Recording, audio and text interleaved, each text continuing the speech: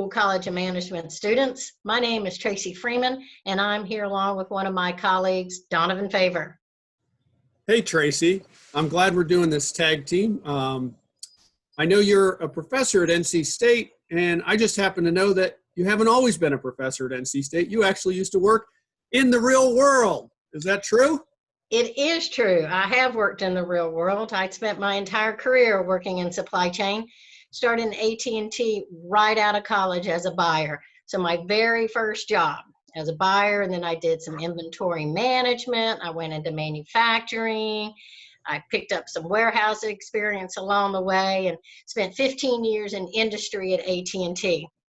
Then I went into consulting, which is another great field. Worked for Accenture, which is one of the largest manufacturing consulting companies in the world, and did more supply chain stuff and got to travel and get paid for it. So it was a lot of fun. I worked in a lot of different industries and solved problems, and very challenging. And then in 2010, I decided to embark on my third career and move into academia, and started here at NC State. Now, how about you, Donovan? Do you have any relevant experience? Well, I was just going to say you look kind of familiar because I worked at Accenture too in the supply chain group, and I think I remember being on projects with you for the better part of a decade. So anyway, I worked at Accenture as well. I worked the first 20 years of my career in supply chain, and when we were in consulting, you worked across a wide variety of industries. So you worked at Pepsi, you worked at Best Buy, you worked at AT&Ts of the world. So you got to see pharmaceuticals, you got to see oil and gas, you got to see all kinds of different stuff. So supply chain, the one thing we learned very quickly was it's everywhere. Everybody has supply chain, whether it's a manufacturing or service company, et cetera. So we worked across all these industries, and you wouldn't believe the number of, from inventory to purchasing to materials management, lots and lots of different stuff. So it seemed like years flew by because we're always working on something different, or a different team or a different industry or a different something to figure out. So in addition to Tracy and I, there's about, 7 other supply chain professors, probably three others you'll see frequently as an undergrad. Don Worsing teaches a bunch of the business process classes, so you might run across him. Jeff teaches some of the analytics classes, Jeff Stonebreaker. And then Brad teaches a lot of pretty much everything. He goes across the board, so you might see those. Then they've got a couple MBA professors that you'll see. They do some research, but you'll just see them around, but you probably won't actually have them. The other supply chain professors teaching undergrad did a lot like we did. They worked in the real world before they came back and started teaching. Well, great. Thanks for that overview. So we are here to tell you why you ought to major or get a concentration in operations and supply chain management. We think it's the best concentration, and we're going to tell you why we think so. So Donovan, why do you think students ought to consider a concentration in operations and supply chain? Well, I hate to even mention this because I know this isn't like a major concern for business students, but you make a lot of money. You get good salaries, you got a really good chance at a job. Not that you care much about that. I know it's more about, doing good for the world and all that.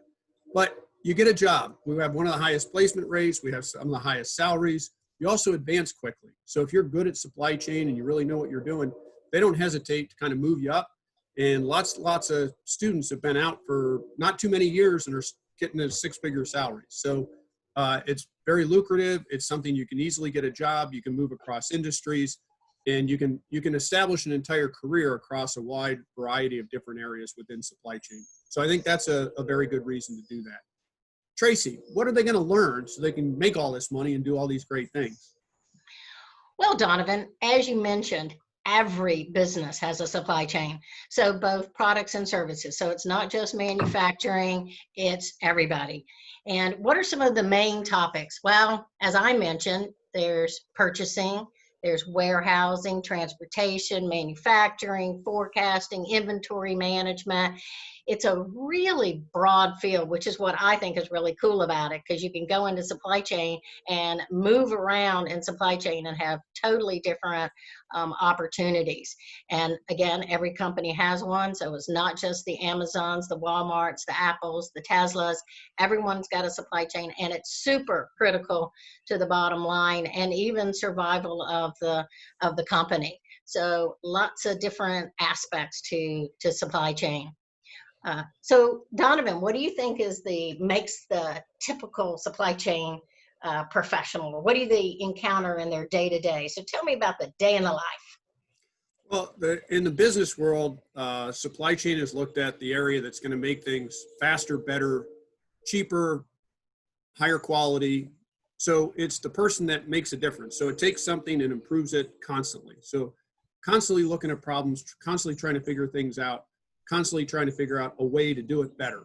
So if you have that kind of mind, if you like to solve problems, if you're analytical, if you kind of are like, I don't want this thing happens every single day and it's a problem, why don't we just fix it once and then we won't have to deal with it every day? If you're that kind of person where that stuff bothers you and you kind of look at it and go, how can I figure this out and how can I make it better? The second part is you're a person that doesn't mind change, right? So there didn't used to be robots in warehouses. Now there's robots in warehouses. So all of a sudden you got to figure out how do you combine people and robots in a warehouse, right? You have a pandemic. You got to figure out if your supply isn't coming from China anymore, what are you going to do about it? You got to figure out there's been a tsunami and all your suppliers got, knocked under and now they don't have the supply anymore. So how do we figure that out? How do we get running again? How do we get up and running again? So all those things, if you're one of those people that says, how do we make it better? How do we figure it out? You're going to like supply chain. And it will move back to things like warehousing, inventory, but those are all kind of, if you haven't been in business, you don't really know what those are. But you do know, are you the kind of person that likes to take charge, likes to decide things, and likes to fix things and take action? If you like that, then you'll like supply chain. So I guess what I'm hearing is supply chain rocks and there's an outstanding future. So sign up and come learn about supply chain.